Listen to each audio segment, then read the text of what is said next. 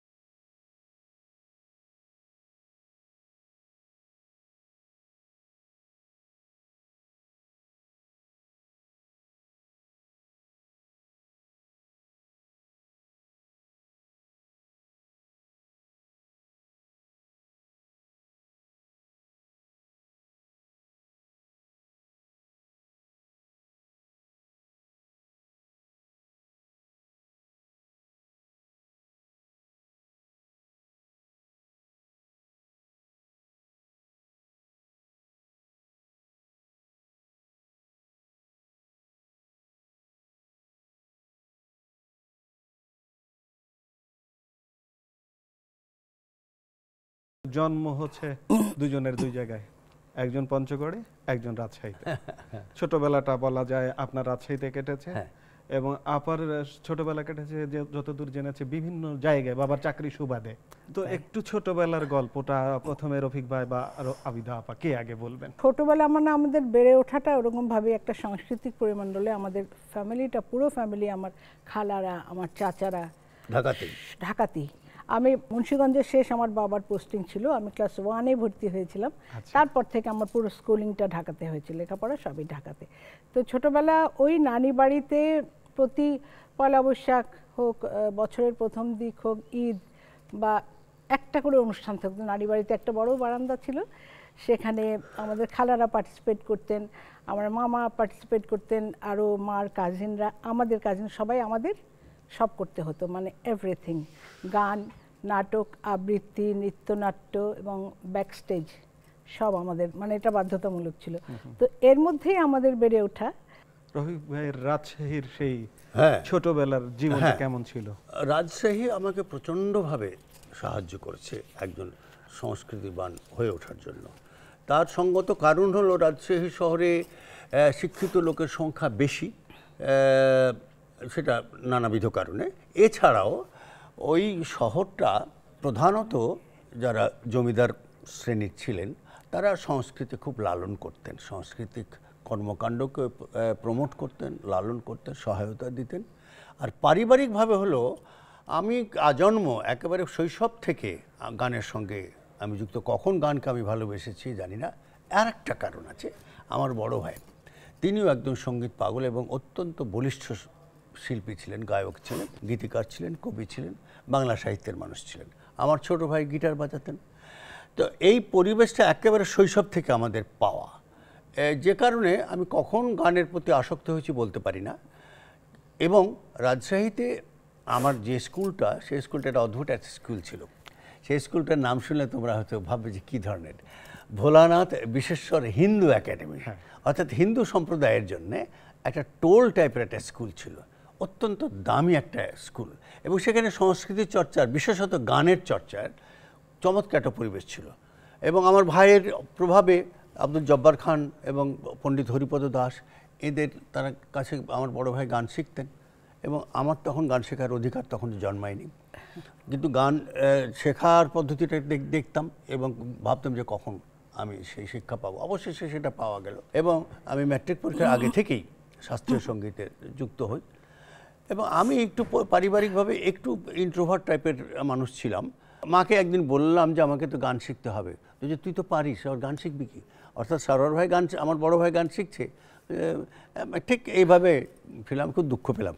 তারপর যা হোক গান শিক্ষার পদ্ধতিতে এলাম, পণ্ডিত হরিপদ দাস এবং আব্দুল জব্বার খান সাহেবের গান শেখা শুরু হলো এবং রবীন্দ্রসঙ্গীত দিয়ে আমার পেশাগত গান গাওয়া শুরু হলো। যেহেতু ঈদের সময় কথা বলছি, একটু শৈশবের ঈদের স্মৃতিচারণ, শৈশবের ঈদগুলো কেমন বলো আবিদা? স্বাধীনতা ছিল প্রচুর, সারা বছর তো স্বাধীনতা পেতাম না, ওই দিনটা খুব স্বাধীন ছিলাম আমরা। মা আর কখনো জিজ্ঞেস করতেন না কখন আসবে, কখন যাবে, কখন কি পরবো, কখন কি খাবো, মানে যা ইচ্ছা তাই করছি। তো যার জন্য ওই সময়টা খুব এনজয় করেছি।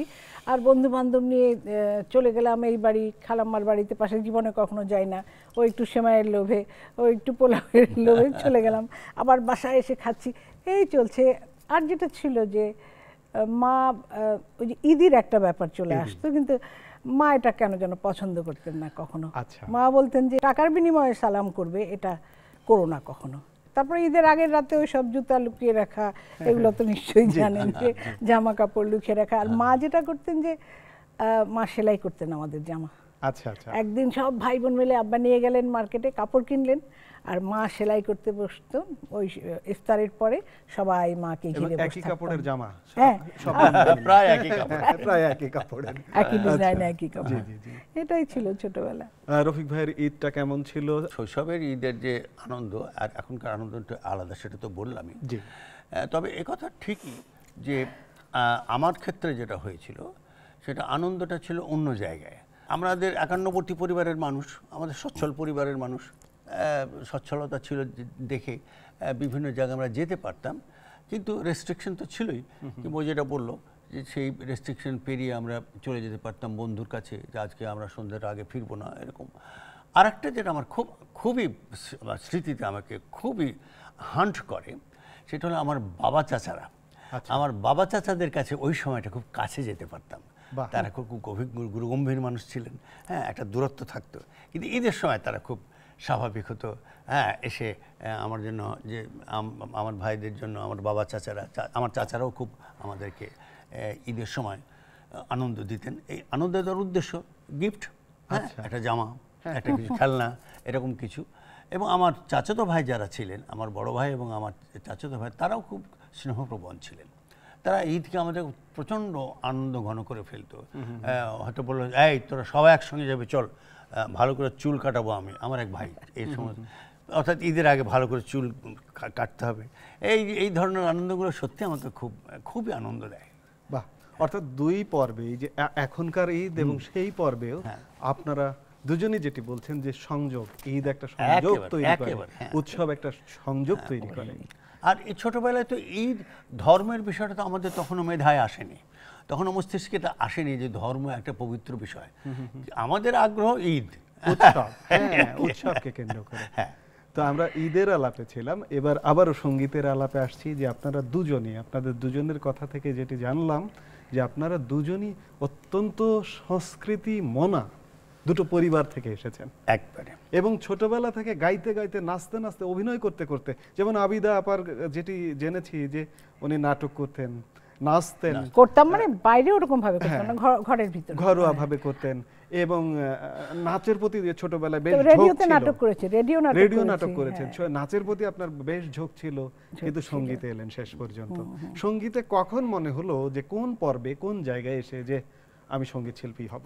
গান শুরু করেছি শিল্পী হব বলে না, এই ব্যাপারটা তখন ছিলই না। গান ভাল লাগছে, গাইছি, এটাই। আর নাচতেও ভাল লাগতো। মা বলেছিলেন এটা, যে বাঙালি ঘরের মেয়ে কতদিন নাচতে পারবে, একটু বয়স হলে তো এমনিতেই নাচা যায় না, আর কোন ঘরে বিয়ে হবে হয়তো নাচতে পারলে না, যেহেতু আমরা মুসলমান ফ্যামিলি। যার জন্য মা বললেন যে গান তো ছিলই ভিতরে, মা খুব নিরুৎসাহিত করলেন আর কি তখন থেকে। হ্যাঁ, তো গানটাই বেছে নিলাম। তখন গানকেই বেছে নিলেন। রফিক ভাই, কখন মনে হলো যে আমি গান গাইবো? ওই যে বললাম, হ্যাঁ, আমার ব্যাপারটা আবার ঠিক উল্টো ছিল। আচ্ছা, আমার ব্যাপারটা ছিল যে না, আমাকে একজন গায়ক হতে হবে।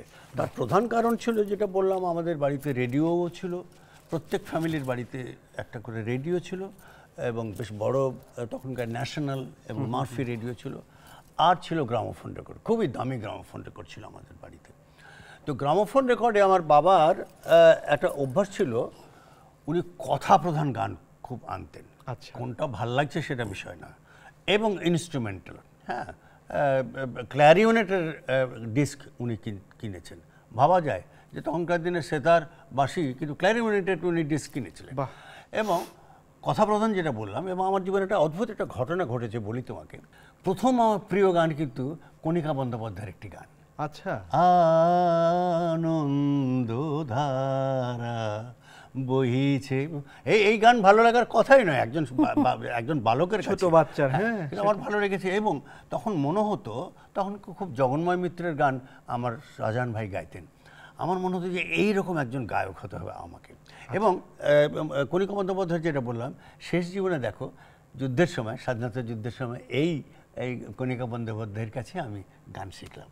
এটা আমার জীবনে বিরাট বড় পাওয়া, এবং সত্যি সত্যি এটা বিশ্বাসযোগ্য নয় যে শৈশবকালে আনন্দধারা বহিছে ভুবনে গানটা পছন্দ, এটা কেউই বিশ্বাস করবে না। তো আমরা গানের মানুষ, প্রাণের মানুষের সঙ্গে কথা বলছি দুজন, একটু গান হওয়াও দরকার।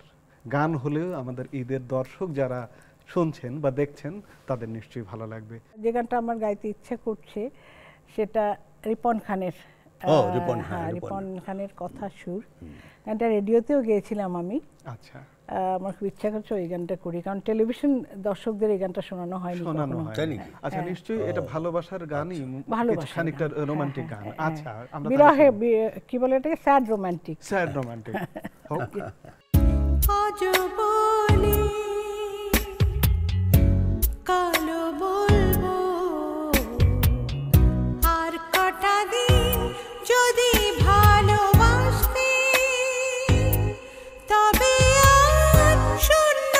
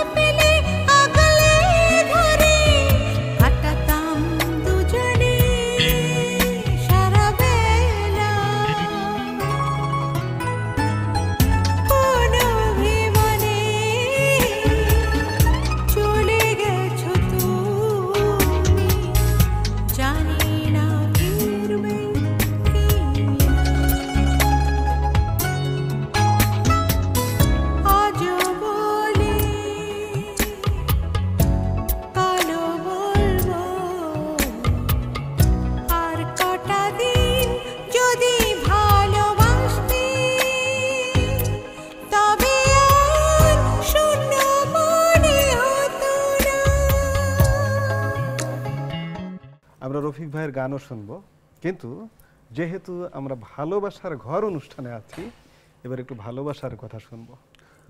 দুজনকে কিভাবে প্রথম চিনলেন? ও আচ্ছা, চিনলেন কিভাবে প্রথম? রফিক ভাই সেইটা গানের মধ্য দিয়েই জি, ওর সঙ্গে পরিচয় হলো 73 সনের শেষ দিকে সম্ভবত। বাংলাদেশ কলেজ অফ মিউজিকের উদ্যোগে একটা অনেক বড় সঙ্গীত সম্মেলন হয়েছিল স্টেডিয়ামে। সেইখানে ভারত থেকে অনেক বড় বড় শিল্পীরা এসেছিলেন, কিন্তু আমি নতুন শিল্পী হিসাবে গান গাওয়ার সুযোগ পেয়েছিলাম। রাজশাহী থেকে এসেছিলেন গাইতে? এসেছিলাম। তখন আমি মিউজিক কলেজে ফার্স্ট ইয়ারে পড়ি। হ্যাঁ, তখন আমি বাংলা একাডেমিতে কেবল যোগ দিয়েছি বাংলাদেশের মুক্তিযুদ্ধের ইতিহাস প্রকল্পে। গান গাওয়ার সুযোগটা এলো ওখানে। লাকি এখন আমাদের সে প্রখ্যাত সঙ্গীত পরিচালক আমার বন্ধু ছিলেন স্বাধীন বাংলা বেতার কেন্দ্রে, একসঙ্গে আমরা ছিলাম। এই পরিচয়ের পরেই বিভিন্ন সময়ে গানের মাধ্যমে কোনো রিহার্সাল, কোনো অনুষ্ঠান, আন্তরিকতাটা হলো। তারপরে যেহেতু আসলে আমরা দুজনেই নিউ কামার, তখন আমি ঢাকা থেকে, উনি এসেছেন রাজশাহী থেকে, তো সব অনুষ্ঠানে আমাদের ডাক পড়তো রেডিওতে, যে কোনো অনুষ্ঠানে। তখন ইয়ে হতো শিল্পী হিসেবে, তখন কি বলে ওটাকে, গ্রন্থনা হতো, আবার গান হতো, আবার আবার গীতি বিচিত্রা হতো, সেটার আবার রিহার্সাল হতো। আচ্ছা, হ্যাঁ, রিহার্সাল ছাড়া কোনো গান হতো না, 2-3 দিন রিহার্সাল হতো। এবং আর একটা কারণ ছিল, তখনই যতগুলো অভিজ্ঞতা হয়েছে গান গাওয়ার রাজশাহী বেতার কেন্দ্রে, স্বাধীন বাংলা বেতার কেন্দ্রে, যে মেয়েদের কণ্ঠে হাই পার্টটা একটু কম থাকে, অর্থাৎ উদারা মুদারা তারার অংশে খুব একটা বেশি যেতে পারে না। বেশিরভাগ শিল্পী নিচু স্কেলে গান করে। তো ওর গলাটা এবং সাবিনা ইয়াসমিনের গলাটা খুব, আমার গলা পিচের সাথে মিলতো খুব ভালো। সে কারণে সঙ্গীত পরিচালকরাও যখনই কোনো ভালো ডুয়েট গানের কথা হতো ওই সময়, তখন আমাদের সেই কারণে একটু আরো কাছে আসার সুযোগ হলো। এইভাবে হলো। গান গাইতে গাইতে প্রায় দেখা হতো, রোজই দেখা হতো। তো আসলে ভালো লাগাটা তৈরি হয়েছে ভেতরে, কেউ কাউকে প্রকাশ করছি না। দেখা হয় রোজই, দেখা হলে ভালো লাগে, কথা বললে ভালো লাগে, সেটাই তো একটা ভালো লাগার তৈরি হয়। তো এভাবে চলতে থাকলো। এটা বোধহয় কক্সবাজারে গেছিলাম, আমার মামা নিয়ে গেছিলেন। তো উনি আমাদেরকে নিয়ে যাবেন, আমাদের কয় ভাইকে, আর মামা বললেন যে আমার এক প্রিয় শিল্পী যাবে, ওকে আমি নিয়ে যাব, তোদের কোনো আপত্তি নাই তো? তোর মাকে জিজ্ঞেস কর। মানে আমাকে খুব পছন্দ। হ্যাঁ, তো মাকে বললাম, মা বললেন মামার সঙ্গে যাচ্ছ, সমস্যা কি, মামার সঙ্গে যাও, সমস্যা নেই। কিন্তু ওইখানেই কিন্তু সমস্যাটা হয়েছে। কক্সবাজারে গিয়ে না প্রেমের প্রস্তাব হয়নি, জাস্ট ঘনিষ্ঠতা হয়েছে। গান, ওর গানগুলো খুব ভালো লাগতো, পিন্টু ভট্টাচার্যের গান খুব ভালো গাইতো ওখানে। তো ওই থেকেই মানে শুরু না, ওখানে ভালো লাগাটা তৈরি। তারপরে ঢাকায় এসে একসময় মনে হলো যে হ্যাঁ, বিয়ে করা যায়। ভীষণ আত্মভোলা মানুষ ছিল, এখনো অবশ্য। তখন ওইভাবেই হয়ে গেল আর কি। কিন্তু কখনো মানে আই লাভ ইউ বা আমি তোমাকে প্রচন্ড ভালোবাসি এই ধরনের কোনো কথা হয়নি আমার মধ্যে। দুইজনেই বুঝে নিয়েছি যে ভালোবাসাটা এখন শেষ পর্যায়ে। এই 46 বছরেও সেই কথাটা বলা হয়নি যে আই লাভ ইউ। না, তারপরে হয়েছে মাঝে মাঝে, বাট ওই সময় হয়নি। তখন তো টেলিফোন এসে গেছে, মোবাইল ফোন ছিল না, কিন্তু প্রেমপত্র যেটা বলে সেটা তো লেখা হয়নি। কিন্তু আপনারা 3 বছর প্রেম করেছেন, 3.5 বছর, কিন্তু কোনো প্রেমপত্র লেখা হয়নি। সুযোগ ছিল না, কেন আমাদের দেখা হতো প্রায় সপ্তাহে 2-3 দিন। আচ্ছা, এই জন্য তো আমি বলি, গায়ে হলুদের দিন আমি বলছি যে আমার বিয়ে হয়ে যাচ্ছে, একটা চিঠি পেলাম না, এটা কেমন হলো? প্রেমের বিয়ে কিন্তু কোনো চিঠি পেলাম না, চিঠি একটা আমার পেতেই হবে। তো গায়ে হলুদের 2 দিন আগে দেশে গেছিল, রাজশাহীতে গেছিল। আমি বললাম যে রাজশাহীতে একটা চিঠি লিখবা, আমি ওটা পাবো, তারপর কিন্তু হলুদে বসবো। তাই রাজশাহী গিয়ে চিঠি লিখে গেছিল, ওইটা পেয়েছিলাম, সেই চিঠি আমার কাছে এখনো আছে। আচ্ছা আচ্ছা আচ্ছা আচ্ছা। আপনাদের এই 3 বছর সময় প্রেমিক যুগল, তখন এখনকার যুগল, তখনকার যুগল, আপনাদের কিভাবে সময় কাটতো? আমরা শুনেছি যে আপনারা বুড়িগঙ্গায় একটা প্রেমের তরি ভাসিয়েছিলেন। তখন কি সুন্দর বুড়িগঙ্গা ছিল। হ্যাঁ, সুন্দর, খুবই রোমান্টিক ছিল। হ্যাঁ, একটা রোমান্টিক বুড়িগঙ্গা ছিল। ওখানে আমরা ম্যাক্সিমাম সময় কাটাতাম, আর হাজির বিরিয়ানি কিনে নিয়ে যেতাম। হাজির দোকান থেকে বিরিয়ানি কিনে নিয়ে নৌকায় উঠতাম, ছইওয়ালা নৌকায়। অনেক দূর ঘুরতাম। তার অনেক এমনও হয়েছে আমরা দুজনে ঘুরছি, আবার আমারই বন্ধু বান্ধবরাও অন্য আরেক নৌকায় একসঙ্গে গিয়ে এরকমও হয়েছে, একসাথে গেছি। তখন একদিন পুলিশও ধরেছিল আমাদেরকে। আচ্ছা আচ্ছা আচ্ছা। পুলিশ ধরে বললো যে আপনারা কে কে, অর্থাৎ এটা নিয়ে ওরা একটা চক্র তৈরি করতে চেয়েছিল, হয়তো কিছু পয়সা করে পাবে। হ্যাঁ, তা সেখানে আমি আমার ভূমিকাটা একটু বলিষ্ঠ হওয়াতে ওরা খুব সুবিধা করতে পারেনি। রোমান্টিক আলাপ চলছে, এখন একটা রোমান্টিক গান রফিক যদি তাহলে আমরা হয়তো একটু জমে যেতে পারি। কিছু হোক, গান তো হতো। আমি একটা গান করি, গানটা টেলিভিশনে গাওয়া হবে। গানটা লিখেছে অশ্রু নামে একটা ছেলে, আর সুর করেছে আমার শ্যালক, অর্থাৎ ওর ছোট ভাই, বিখ্যাত সঙ্গীত পরিচালক শওকত আলী ইমন। বিটিভিতে গাওয়া হয়নি, অন্য জায়গায় হয়তো গিয়ে। বাহ, বিটিভির জন্য আজকে আমরা দুটো উপহার পেলাম। যদি কেউ এসে বলে, যদি কেউ এসে বলে সাগর শুকিয়ে গেছে, মেনে নেব আমি সত্যি।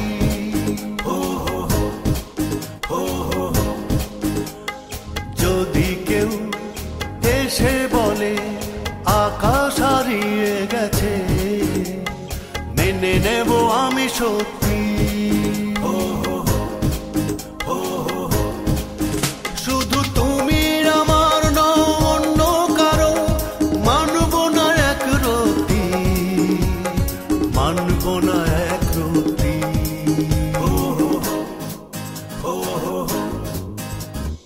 যদি কেউ এসে বলে সাগর শুকিয়ে গেছে, মেনে নেব আমি সত্যি।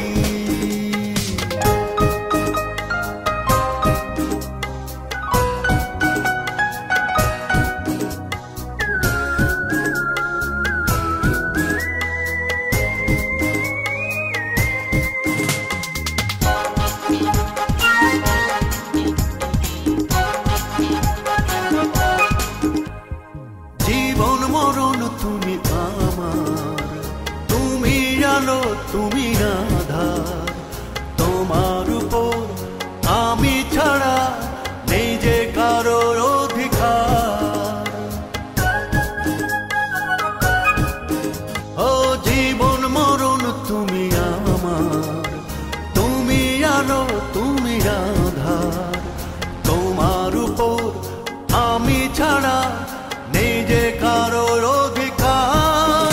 শুধু তুমি আমার হও চিরদিনের, এই তো বড় সত্যি, মানব না এক রতি।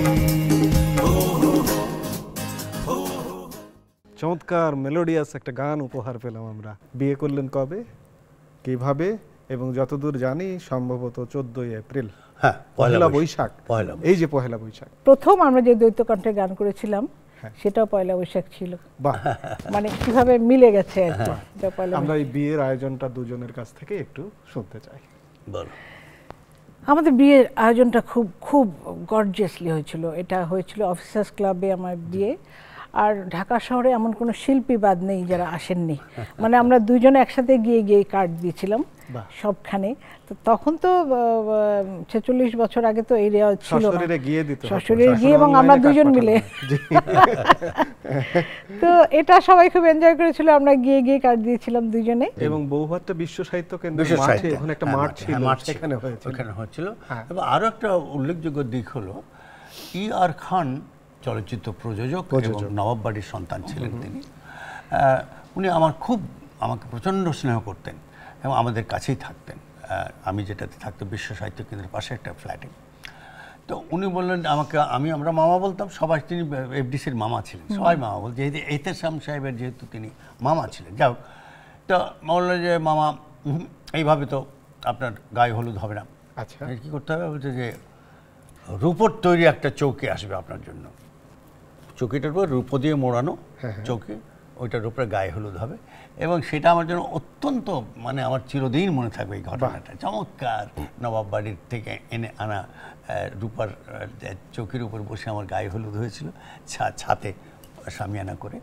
আর সেটা হলো বিশ্ব সাহিত্য কেন্দ্রের ওই জায়গাটা চমৎকার একটা জায়গা। সবাই, সমস্ত সঙ্গীত পরিচালক এবং সমস্ত ঘনিষ্ঠ প্রতিষ্ঠিত শিল্পীরা এসেছিলেন, যে কারণে দেখা যাচ্ছে যে বৃষ্টি এসে যাচ্ছে তাও কেউ যাচ্ছে না। এবং সত্যি একটা আপনাদের শুনে মনে হচ্ছে যে একটা রাজকীয় বিয়ে, রাজসিক একটা বিয়ে হয়েছিল। আচ্ছা আচ্ছা, দুজনের কাছেই জানতে চাইবো এই যে দীর্ঘ দাম্পত্য জীবন, এই দীর্ঘ দাম্পত্য জীবন চালিয়ে নেবার সূত্রটা কি? সূত্র তো একটি, সেটা হলো যে ওই যে একটা কথা বলা হয় যে পৃথিবীতে একটা সম্পর্কই সব থেকে স্থায়ী সম্পর্ক, সেটা হচ্ছে বন্ধুত্ব। বন্ধুত্ব জিনিসটা যদি প্রতিষ্ঠিত করা না যায় তাহলে যে কোনো সম্পর্কই কিন্তু থাকে না, ভেঙে যায়। আমাদের ক্ষেত্রে সেটাই হচ্ছে বন্ধুত্ব। আপনার সঙ্গে আমার বন্ধুত্ব হয়, আপনাকে প্রায় আমার যেমন এখন মনে হচ্ছে আমার একটা ঘনিষ্ঠ বন্ধু অস্ট্রেলিয়ায় আছে, অসিত, ওর সঙ্গে অনেকদিন কথা হয় না। আচ্ছা, তো আমি কথা বলার চেষ্টা করছি, পাচ্ছি না কেন? ওর সঙ্গে তো আমার দেনা পাওনার সম্পর্ক না, একটা হৃদয়ের টান। বিষয়টা সেখানে আচ্ছা, যে আপনি পারিবারিক জীবনে শুধু স্বামী স্ত্রী কেন, পারিবারিক বন্ধনটাও তো তাই। সকল সম্পর্কের ক্ষেত্রে, সকল সম্পর্কের মধ্যে যদি বন্ধুত্ব, বাবা ছেলে, আমার ছেলের সঙ্গে যে আমার বন্ধুত্ব, খুব কম মানুষের সঙ্গে সেরকম বন্ধুত্ব আছে। এমনি আমার খালাদের সঙ্গে, আমার ফুপুর সঙ্গে যে সম্পর্ক ছিল, আমার ফুপু আমাকে দেখলেই কাঁদতো, দেখলেই কেঁদে ফেলতো। আবার আমি যখন চলে আসতাম তখনও কাঁদতো। প্রথম দেখা হলো তখনও কাঁদতেন, যখন আমি চলে আসছি তার ক্ষেত্রে তখনও কাঁদতো। ওয়াই? এটা ভালো লাগা, এটাই হলো বন্ধুত্ব। আমি এটাকে বন্ধুত্ব বলি। আবিদা আপা, আজকের ভাঙা গড়ার একটা সময়, আমরা মনে হচ্ছে যে সম্পর্কগুলো যেন ভেঙে যায়, স্বামী স্ত্রী না, সকল সম্পর্কের ক্ষেত্রে একটা সম্পর্কের টানা পড়েন আমরা অনুভব করছি। সমাজে কান পাতলে সেটা শুনতে পাই। তো সেই জায়গা থেকে এই যে আপনারা যে 46 বছর, এটা কিন্তু চারটিখানি কথা নয়, প্রায় হাফ সেঞ্চুরি করতে যাচ্ছে। তো সেই জায়গায় কিভাবে, আপনার কি মনে হয়? বন্ধুত্ব তো অবশ্যই আছে, তার সঙ্গে থাকতে হবে বিশ্বাস, আত্মবিশ্বাস, দুইজনকে দুইজন ভালো করে জাজ করা। যেমন রফিকুল আলমকে আমি যেভাবে জাজ করতে পারি, রফিকুল আলম যেভাবে আমাকে জাজ করে, যদি করতে পারে তাহলে সেখানে কোনো কনফ্লিক্ট আসে না, খুব কম আসে। আরও একটা অনুষঙ্গ আছে, সেটা হলো দায়িত্ব। দায়িত্ববোধ যদি আপনার থাকে তাহলে এইগুলো জিনিসের কোনো সমস্যা হয় না। যে এটা আমার দায়িত্ব, নিরাপত্তা দেওয়া, তাকে ভালোবাসা, সন্তানকে রেইজ করা, এটা একটা দায়িত্বের পর্যায়ে পড়ে। ফলে অনেকগুলো অনুষঙ্গ যুক্ত হয়েই পারিবারিক বন্ধনটা থাকে। আচ্ছা, মানে সব মিলে সেটাও বলতে পারবো না, মানে আমরা জোর করে ধরে রেখেছি এত বছর ধরে, সেটা না, বলতে পারবো না, থেকে গেছে। মানে না, আপনাদের দেখেও বোঝা যায় আপনাদের প্রাণের সম্পর্ক দুজনের। তার উপর আরো একটা বিষয় আছে, আরো একটা বিষয় আমি যেটা মনে করি যে চাহিদা কম থাকতে হবে। চাহিদা সীমিত থাকলে অনেক সুবিধা আছে। সেটা না, মাঝে মাঝে রফিকুল আলম রাগ করে আমাকে বলে, কি তুমি মেয়ে নাকি, মেয়ে মানুষ, শাড়ি দেখে ঠিক আছে, গয়নার কোনো নেশা নাই। আমি জীবনে শুনলাম না যে একটা গয়না করতে হবে, আজকের প্রজন্মের জন্য মেসেজ। এগুলো কোনো নেশা নাই। এই নয় যে এটাই সব থেকে সদ্গুণ, তা বলছি না, কিন্তু সেটা বলছে যে চাহিদাকে যদি আমি সীমিত রাখতে পারি তাহলে সকল বন্ধনই ঠিক থাকে, শুধু পারিবারিক বন্ধন নয়। তো গুণের কথা বলতে গিয়ে দোষ গুণেই মানুষ। আমরা একটু দোষ গুণের কথা শুনবো। আবিদা বা খানিক আগে বলছিলেন আলাভোলা মানুষ। আমরাও একটা গল্পে জেনেছিলাম যে কলকাতা থেকে শপিং করে ব্যাগ বোঝাই করে সেই ব্যাগ তিনি ছেড়ে এসেছেন। এটা কোনো ব্যাপারই না, এটা কোনো ব্যাপারই না। এগুলো মানে সবাই মোটামুটি কিন্তু জানে, বাংলাদেশের সবাই মোটামুটি তার এই গুণের কথা জানে। তো এটা জানা গল্পটাই আরেকবার বলছি, যেহেতু আপনি জানেন। এবং আরো কোনো গল্প যদি থাকে, এটা যেহেতু আপনি এক্সট্রা আরো কিছু বলেন। কয়েকদিন আগেও কিছু ঘটনা ঘটেছে, সেই দোষ গুণের চলছে। বাজার করতে গেল, গাড়ি নিয়ে গেছে বাজার করতে, ভালো কথা, বাজার করে টোরে এসছে। পরদিন সকালে অফিসে যাবে, একই গাড়ি কই, গাড়ি নাই, যেখানে গাড়ি থাকে ওখানে গাড়ি নেই, মাথা খারাপ। তারপরে বাজার থেকে ফোন আসলো যে স্যার আপনার গাড়ি আমরা সারা রাত পাহারা দিয়েছি, আপনি গাড়ি নিয়ে যান। মানে বাজার করতে গিয়ে গাড়ি রেখে রিক্সা করে বাজার নিয়ে চলে এসছে। হ্যাঁ, এটা এই ঘটনাটা খুব কমন, এটা সবাই জানে। আরও ঘটনা হচ্ছে যে তখন গাড়ি এখন তো চালায় না, তখন চালাতো, তুমি দাঁড়াও, আমি গাড়ি নিয়ে আসছি। নিচে থেকে গাড়ি নিয়ে উঠে সোজা বেরিয়ে চলে গেল আমার সামনে দিয়ে। আমি কিন্তু দাঁড়িয়ে থাকলাম, আপনি আছেন তার তারপরে একটু পরে দেখি ঘুরে আসছে। আচ্ছা, মানে এরকম অনেক অনেক কাহিনী। দোষ বলতে কি মিন করি যে ওদের তেমন কোনো দোষ নেই, সংসারে ক্ষতিগ্রস্ত হয় এরকম তেমন কোনো দোষ ওর মধ্যে নেই। তবে এটাও ঠিক যে বৈষয়িক ব্যাপারে যদি আর একটু কনসার্ন হতো যে এটা আমাদের দরকার। হ্যাঁ, আমরা উভয়ই সচ্ছল পরিবারের সন্তান, তারপর তাহলে হয়তো আরও কিছু বৈষয়িক উন্নতি আমার হতো। দোষের কথা শুনলাম, এবার একটু গুণের কথা শুনি। রফিক ভাইয়ের গুণ। রফিক ভাইয়ের গান শুনেই তো আমি প্রেমে পড়েছিলাম। এটা একটা সবচেয়ে বড় গুণ, নিঃসন্দেহে। হ্যাঁ হ্যাঁ নিঃসন্দেহে। শুরুতে যেগুলো দেখতাম যে কথা সুন্দর, ভদ্র, সভ্য ঘরের মানুষ, ভদ্র, আর সেন্স অফ হিউমার ছিল খুব ভালো, যেটা আমি খুব পছন্দ করতাম। আবিদা আপার গুণ একই, যে গানের প্রতি ডিভোশনটা আমাকে খুব আকৃষ্ট করেছিল। গান নিয়ে ফাজলামি করা, ইয়াকে গান, কোনো একটা গান নিয়ে কোনো রকমের গানটা শিখে গেয়ে দিলাম, এই জিনিসটা আমাকে খুব হার্ট করতো। যে সমস্ত শিল্পীকে আমরা ঢাকায় এসে দেখলাম যে গানের প্রতি কোনো আগ্রহ নেই, গানটা তুলে গেয়ে দিয়ে গেয়ে চলে গেল। তো গানের প্রতি একাগ্রতা, এটা খুব আমাকে ভালো লেগেছিল। তারপর ও যেটা বললো, ওদের পরিবারে একইভাবে খুবই সংস্কৃতি মনস্ক প্রচুর মানুষ, তার আপন চাচা আব্দুর রশিদ সাহেব, আমরা অনেককে চিনি, আপনাদের দুজনের পরিবারকে বাংলাদেশের মানুষ চেনে। হ্যাঁ, আমার মা লিখতেন বেগম পত্রিকায়, বাবা ছাড়া। তো ফলে সেটা একটা সহায়তা হলো, খুবই সংস্কৃতি মনস্ক মানুষ বেশি, এবং ওনারাও সেটা একটা সাহায্য করলো আকৃষ্ট হওয়ার জন্য। গুণাবলী বলবো কি, হ্যাঁ, রান্না বান্না অতীব চমৎকার। ঢাকার মানুষদের রান্না খুব ভালো হয়। রান্না বান্না যতটুকু সময় পায় খুব ভালো রান্না করতে পারে, এটাও একটা কারণ। রান্নাটা আমার খুব পছন্দের। ভালো গুণ। আমার থেকে স্মরণ শক্তি বেশি, এটা একটা বিরাট গুণ। অনেক স্মরণ শক্তি, অনেক আমার থেকে। গানের ক্ষেত্রে আমার কথা প্রচন্ড ভুল হয়, সুরটা ভুল হয় না, কিন্তু কথাটা খুব কথা ভুলে যাও, এটা ওর একেবারে। এই প্রসঙ্গে একটু বলি, মেহেদী হাসান সাহেব একবার ঢাকাতে আসলেন যখন, আমার পাশে আমি বসেছিলাম, ওনার গানই উনি গাইছেন, কথা আমি মনে করে দিচ্ছি উনি গেছেন। বাহ, তাই? আচ্ছা আচ্ছা, আমার খুব মনে থাকে। আপনাদের 46 বছরের জীবন, দুজনের কাছেই অনুভূতি। এর আগে আমি চালিয়ে নেওয়ার সূত্র জানতে চাইলাম, এবার এই জীবনটা কেমন কাটছে এটা একটু জানতে চাইবো দুজনের কাছেই। কেমন কাটছে বল? ভীষণ ভালো। আর আমার ফ্যামিলি, আমার একদিকে আমার গান, একদিকে আমার পরিবার। আমার পরিবারটা আমার কাছে মানে লাইক স্বর্গ।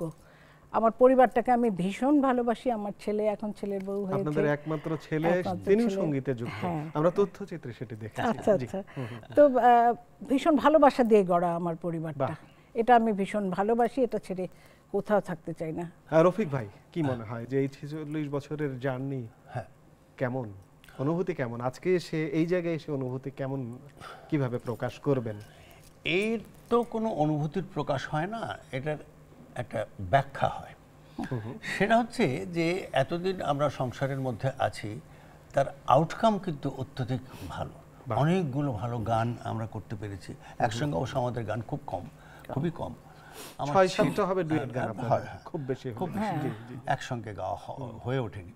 এই 6-7টার মধ্যে হিট গান আছে, সুপার হিট গান, আমরা সেটিও শুনবো। সেই জনপ্রিয় গান, জনপ্রিয় তো গান না হলে তো মানুষ তো গ্রহণ করবে না, জনপ্রিয়তার কোনো কারণ না থাকলে। আমার ছেলেও একজন ভালো মিউজিকোলজিস্ট, খুবই ভালো কণ্ঠশিল্পী। তারা ওয়েস্টার্ন গান করে, বাট গানের প্রতি শ্রদ্ধাটা আছে।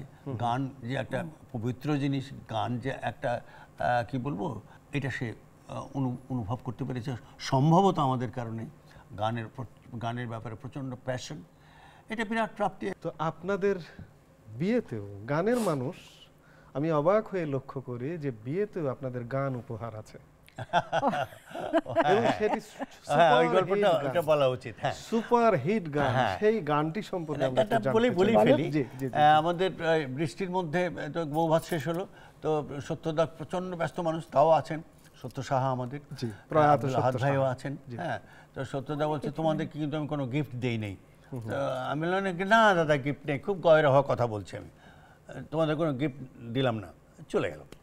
তারপরে বললো যে এরকম তোমাদের বিয়ের জন্য মাস 5 মাস পর বলে তোমাদের একটা উপহার আছে, তোমরা দুইজন আসো স্টুডিওতে, গিফট নিয়ে যাও, উপহার আছে।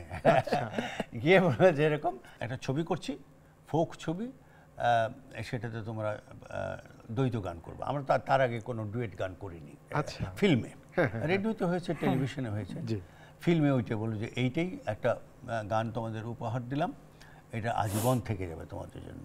এবং উজান ভাটির ছবিতে গাজী ভাইয়ের লেখা, সত্যদার সুর।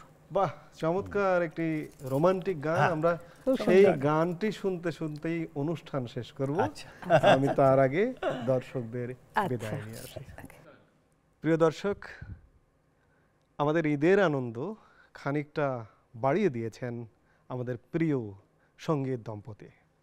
আজকের এই ঈদের মুহূর্তে আপনাদেরকে আবারও ঈদ মোবারক জানিয়ে আজকের মতো শেষ করছি। সবাই ভালো থাকুন, সুস্থ থাকুন। আমরা গান শুনব।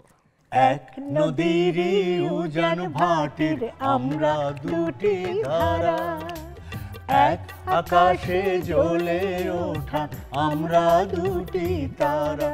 ও তুমি আমার, আমি তোমার প্রেমে পাগল পারা, তুমি আমার, আমি তোমার প্রেমে পাগল পারা, প্রেমে পাগল পারা। এক নদীর উজান ভাটির আমরা দুটি ধারা, এক আকাশে জ্বলে ওঠা আমরা দুটি তারা। এক নদীর উজান ভাটির আমরা দুটি ধারা, এক আকাশে জ্বলে ওঠা আমরা দুটি তারা।